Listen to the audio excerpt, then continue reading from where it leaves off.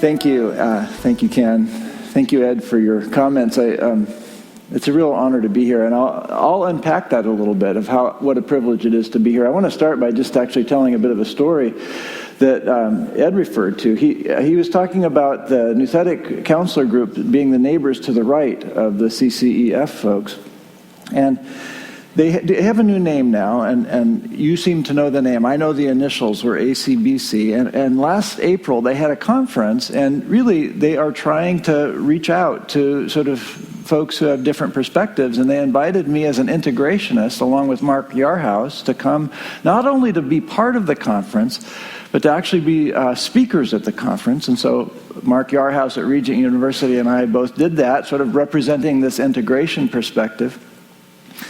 And folks were incredibly kind to us there. It was remarkable. But I also have to say it was a cross-cultural experience for me. It was kind of like if you could imagine being in a country where people speak a different language and you know a few words, but you can't speak the language, you can hear a few words and make sense of them.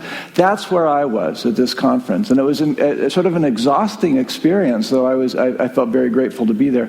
But there are three things from that experience that I remember. One is, at some point in my exhaustion, I just decided I just have to get out and take a walk. And I ended up stopping at a little burger joint in Louisville where this was being held, and got my veggie burger, and I went to they had this nice bar of vegetables and ketchup and mustard and so forth, and I was trying to get the mustard out onto my veggie burger, and it wouldn't come, and so I pushed a little harder, and it still wouldn't come. And I eventually pushed hard enough to get the mustard out, but it just completely exploded all over myself, all over the whole restaurant. It was quite remarkable to see people sort of scurry with mustard flying everywhere. So that's one thing I remember. That happened. The second thing I remember is there was one talk at that conference that I understood and made me feel at home, and it was Ed Welch, who talked about some of their work at CCEF, much like he talked here, but there was a metaphor he used that has been with me in these intervening 7 months every time I take a walk. And I'm a big walker. My wife Lisa and I love to walk. And it was this image that Jesus is inviting us to take a walk, to walk with him. And I find that every time I go on a walk now, I'm drawn back to Ed's words and what sort of wondrous words those were in the midst of that experience, as well as his whole talk. And as he said, we all do like each other, which is really wonderful for this event. And then the third thing that happened is Eric Johnson, who was not part of that conference, but he works at Southern Baptist Seminary where it was held. And I've known Eric for years, and we arranged to have coffee while I was there. And I remember that time feeling like in this sort of the midst of this foreign land that I was, to be able to have sort of a time with a brother in Christ, and it felt so refreshing and wonderful. And so again, it's a pleasure to be here with these three and people that I like and respect. I want to, let's see if I can get that, there we go. I want to talk just for a little bit about an integration view. I'm going to spend the first minute answering the question, what I think an integration view is. And then the next 29 minutes or so, I'm going to try to sort of flesh that out in terms of biographically talking through my career experience, but trying to sort of point back to how I understand integration. So really, in terms of what I think we need to understand with integration, it's these three things. Do you have a high view, a high regard for Christian ways of understanding? And by that, we're thinking of biblical theology, systematic theology, historical theology. Second, do you have a high regard for psychological ways of understanding with regard to theory and research in psychology? And not all three of us would share necessarily our view of psychology. I think you're already picking up on that. But then the third sort of distinctive of an integration view, and I think really the key one, is are you open to each of those informing and perhaps transforming the other? So might your understanding of theology or of biblical scholarship, might those things actually change the way you view psychology? And might your understanding of psychological science and theory actually inform and perhaps change the way you understand our Christian thought? Now, I'm not necessarily saying they have to be equally authoritative. I don't think they are. But I think for an integration perspective, there has to be the openness to that possibility that the two can inform and perhaps transform the other. So with that in perspective, then, I want to sort of say that's the answer to what I think integration is, but let's sort of see if we can flesh that out over time. And I want to do this by sort of talking about 5 chapters. I'll talk about them fairly quickly, but 5 chapters of my own personal experience as a psychologist who cares deeply about faith and who cares deeply about the church. The first chapter I want to title Eruptions, and it really goes back to right at the end of my experience in college. I grew up loving science. I remember ever since junior high school learning about the scientific method. And so when I went to college, I very naturally gravitated toward the sciences. I was a chemistry major, very interested in science. I at some point got very interested in psychology, so I picked up a psychology major as well. I was double majoring. The day after my graduation at Lewis and Clark College. By the way, I grew up in this area. I grew up in Forest Grove, a hazelnut farm, 45 acres, which makes me a psychologist who grew up on a nut farm.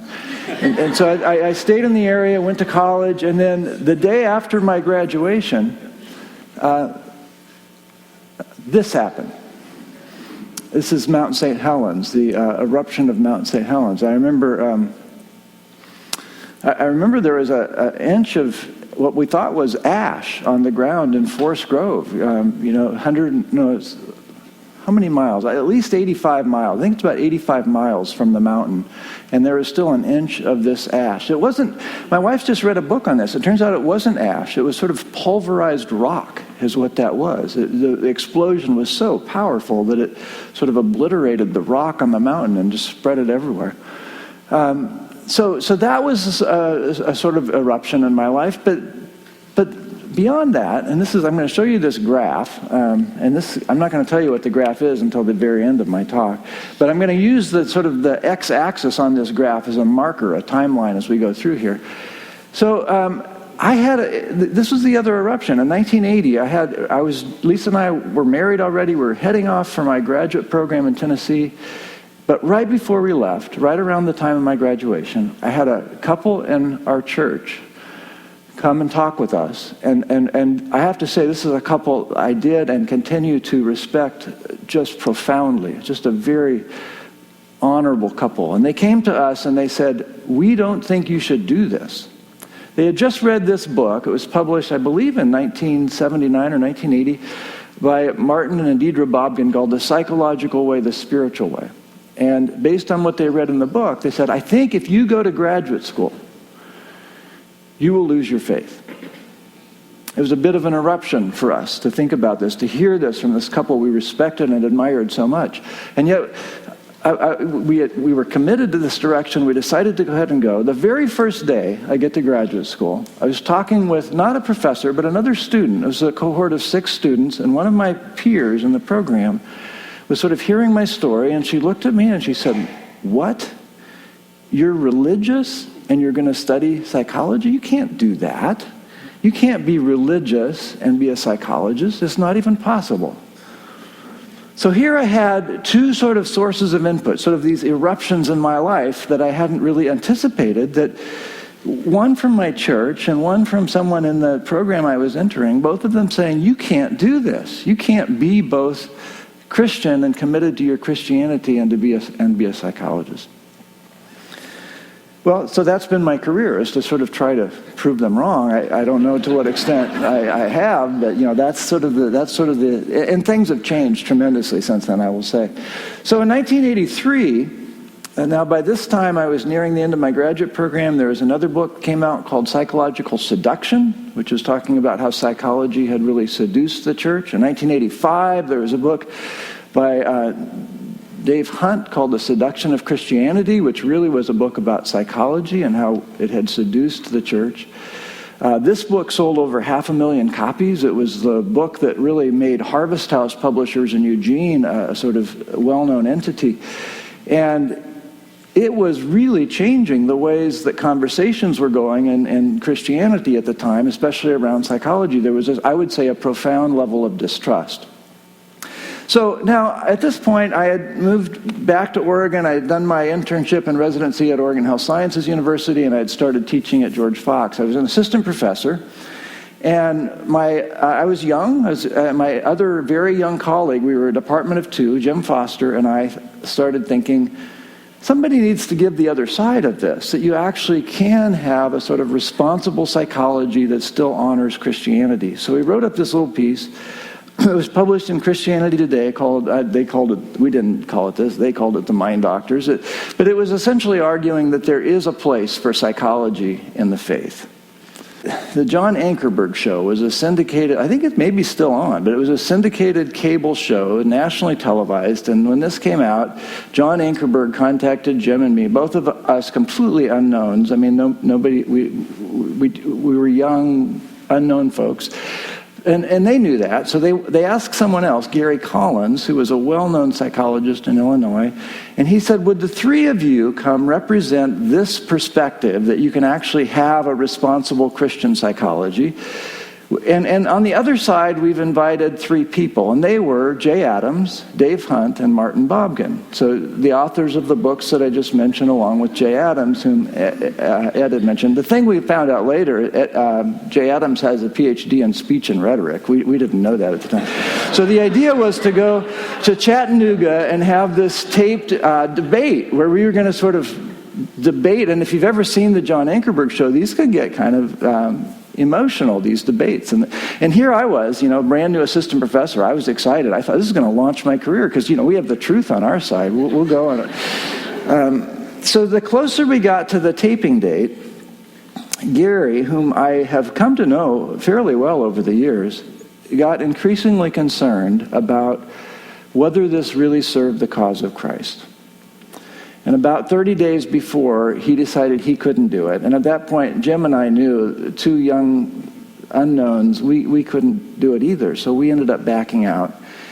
And this is what Gary said. He said, it is not going to serve the cause of Christ for us to go on national television and debate who's right and who's wrong.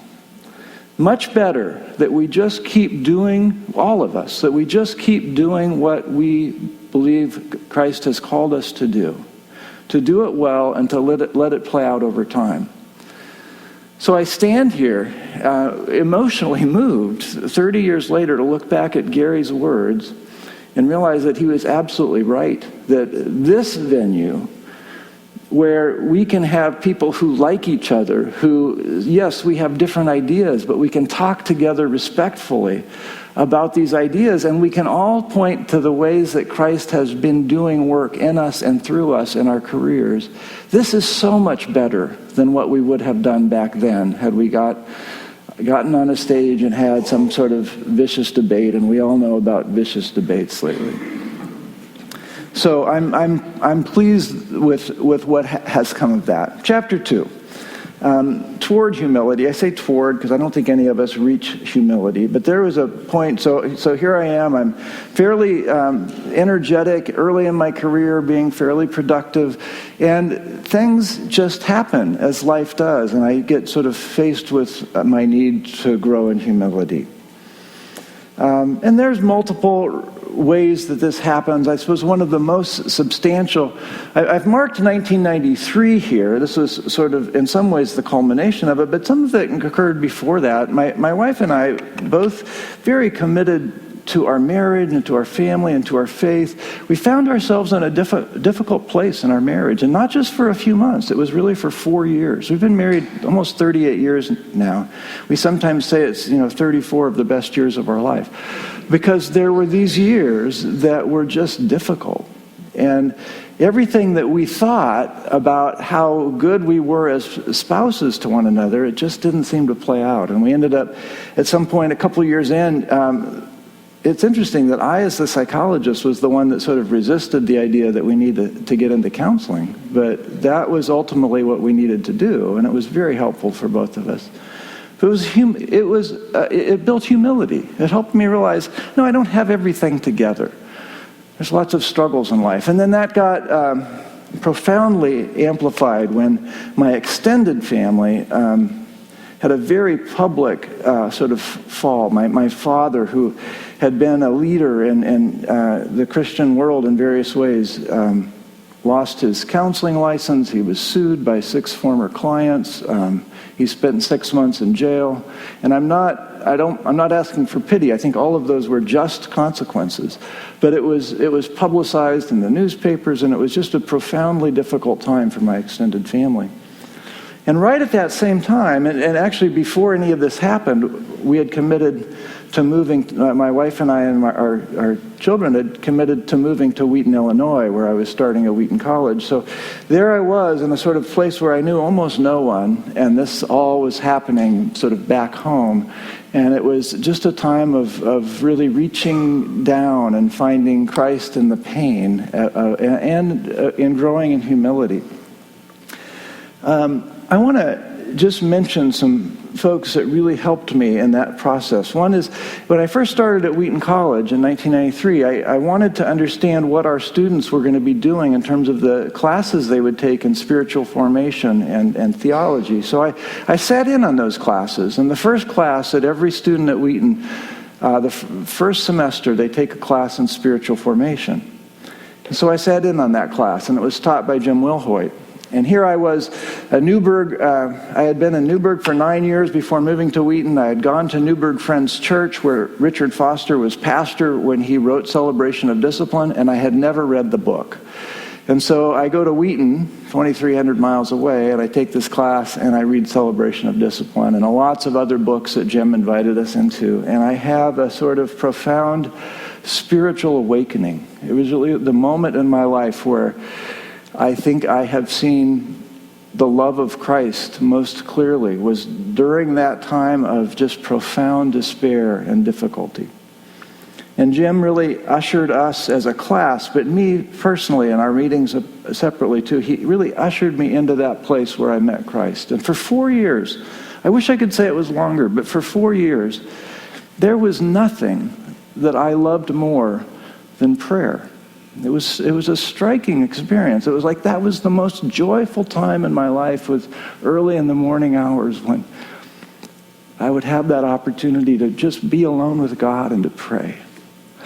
And I read a lot of the sort of spiritual classics, and people said, well, that's a honeymoon stage and it'll wear off. And I always said, well, not for me. It's not going to wear off. Well, it wore off. I still pray, but I don't have that sort of experience with prayer that I did for those 4 years. But I tell you what, I am so grateful to have had that window of time where I got a glimpse of what the beauty of the spiritual life can mean. Phil Monroe. Phil was trained at Westminster, and he was a biblical counselor, and he came to Wheaton to get his PhD. And I remember we almost didn't admit him, because what was one of those biblical counselors doing coming to get a PhD? I mean, he was smart enough, but we just weren't sure what was going on here. Phil was so good for us at Wheaton. He really helped us understand how we had misunderstood and misrepresented biblical counselors. Phil went on, he's a professor at Biblical Seminary now. He's continued to do some really important bridge building work between the integration movement and the biblical counselors. Again, a sort of move toward humility, I think, by knowing Phil.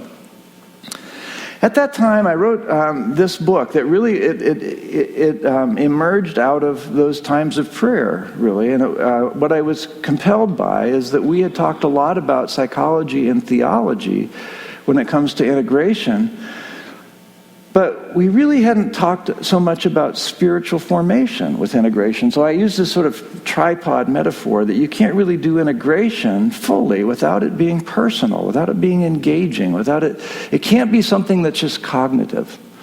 And so that was the notion of the book, that it's psychology and theology, but it's also spirituality. That's a lot of years ago. If I could go back now, I think I'd want to punch the theology a little more. I think we have a lot more interest nowadays in spirituality and spiritual formation. I think we may have left the theology behind a bit, but that's probably the kind of thing that will come up in conversation this afternoon. Third chapter, Epiphany. So here I am, it's 1999 now, maybe 1999. teaching at Wheaton College, and a couple afternoons a week, I'm going to Central DuPage Hospital, where I'm doing evaluations on adolescents and adults in inpatient units. I'm teaching the assessment classes, so I feel like I really need to be keeping up with assessment. So I'm doing a lot of personality assessment. And as I leave the hospital, on one particular day, I'm walking across the parking lot to my car, and I'm anticipating sort of staying up late at night, as I was doing twice a week, to write these reports. I was anticipating the report I was about to write, and I thought to myself, wait a minute, there's a certain paragraph that I've been cutting and pasting, and changing a little bit, cutting and pasting in almost every report I write, and here's what the paragraph, and these are all sort of depressed, suicidal adolescents and adults, and here's the paragraph that I was writing in almost every report. This person lacks a sense of social connection and support. They're isolated, they're alone. And I remember thinking, where in this point in the 20th century, where do people find that? And the answer was so clear to me. They find it in the church. The church is not just about theological education. It is that, but it's also about connection and social. I was talking with a colleague recently who attends church, and when her mother died, she had 47 sympathy cards, and her brother, who does not attend church, had 2. And I thought, and back in those days, I remember thinking, I want to devote whatever time that's remaining in my career, I want to devote it to understanding and serving the church. So there was a shift for me. It was a sort of epiphany. We started something at the Wheaton called the Center for Church Psychology Collaboration. We developed a practicum site where our students, the client for the whole year was a church. And they worked with the pastors in that church to sort of think about how do we use the tools from psychology to really promote health in this church congregation.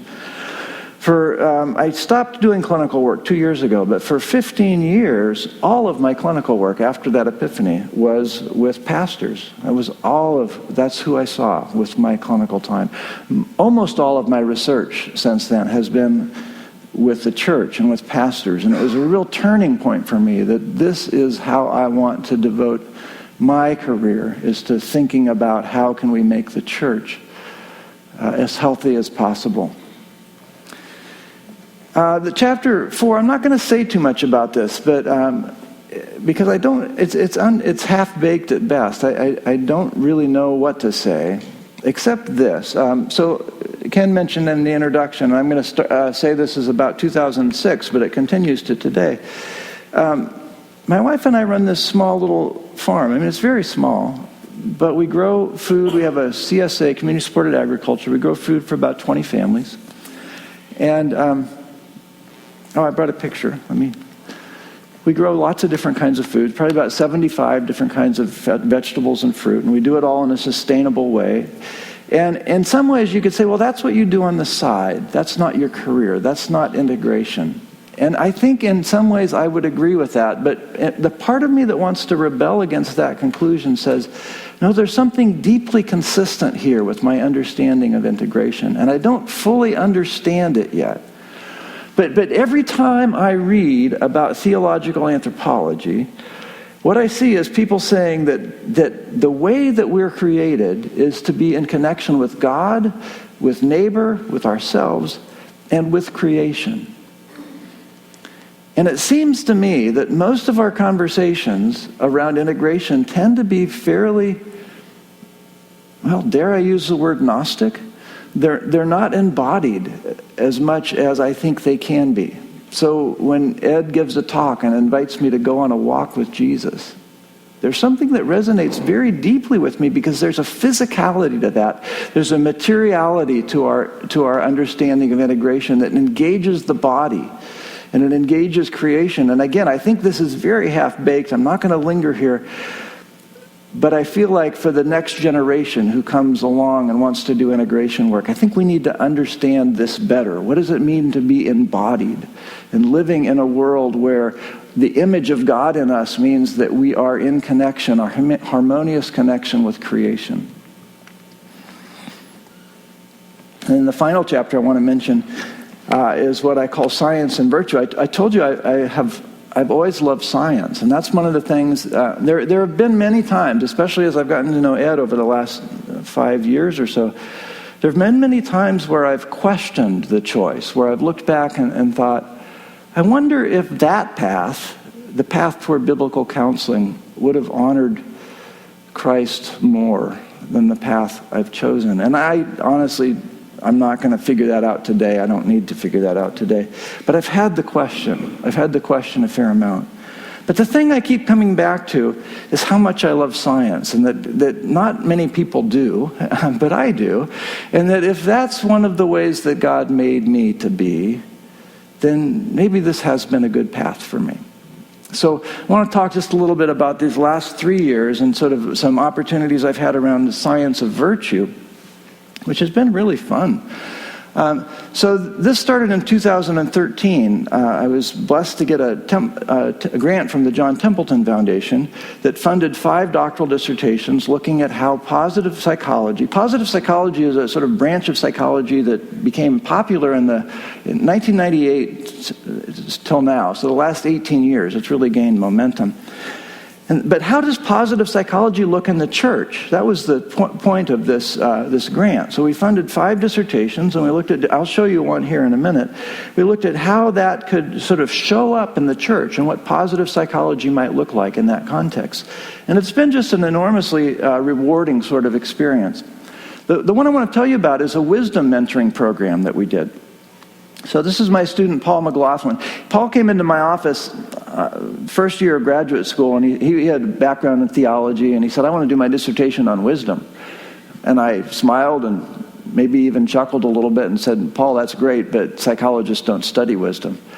And he went to the library and proved me wrong. It turns out that there actually is a sort of robust psychological literature on wisdom, most of it coming from Berlin, but some of it at the University of Chicago too. And so he was able to then sort of take his interest in wisdom, and then the grant came through, and so we were able to fund this project.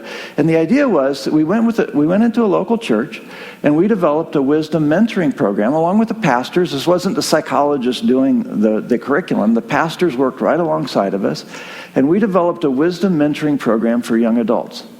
Now, you might think, well, don't you have to be old to be wise? But it's interesting. If you actually look at the literature, you don't. The critical wisdom, the time in life where people grow most in wisdom is between the ages of 13 and 25.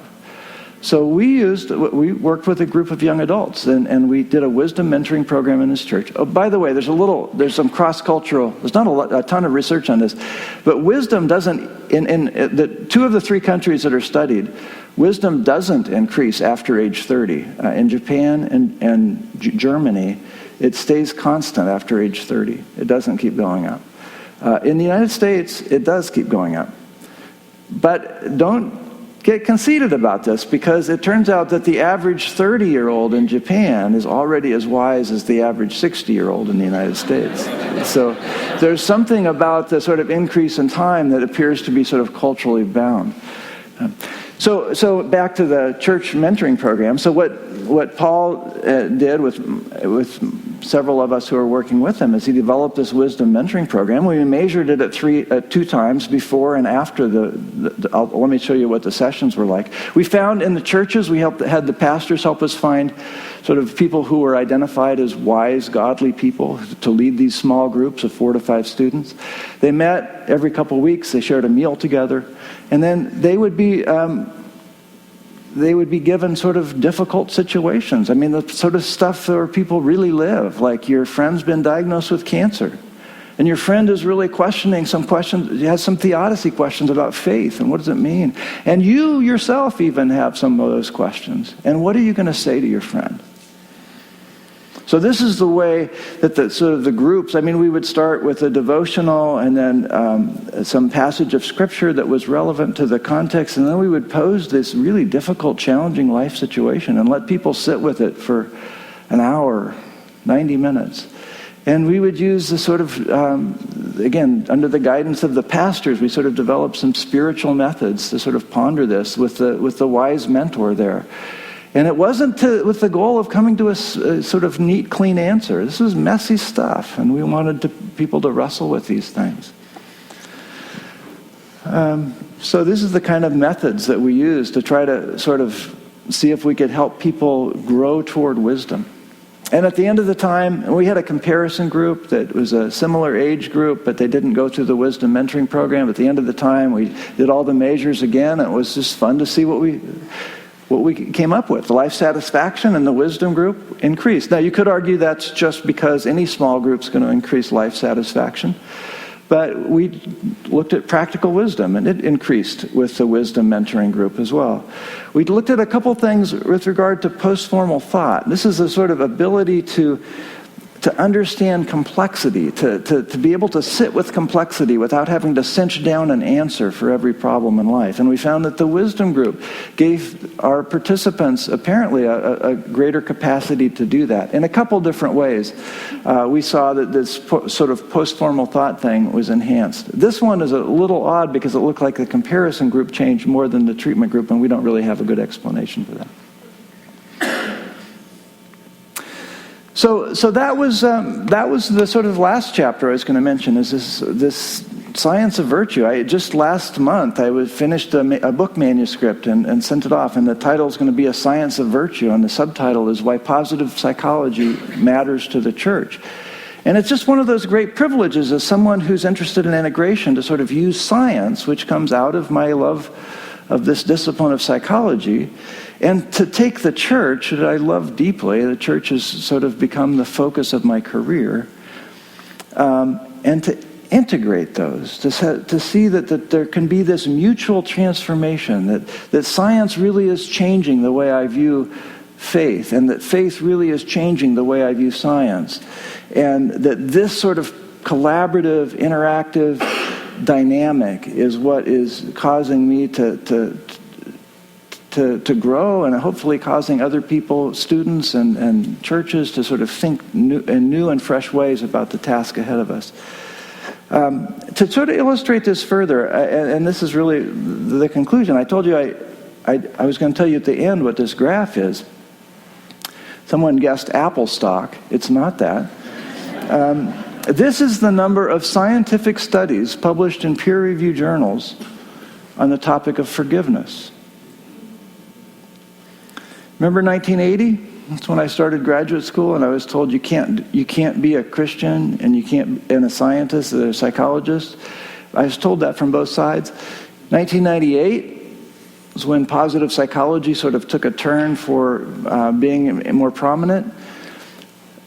Most, not all, but most of the prominent researchers in the topic of forgiveness are committed Christian psychologists.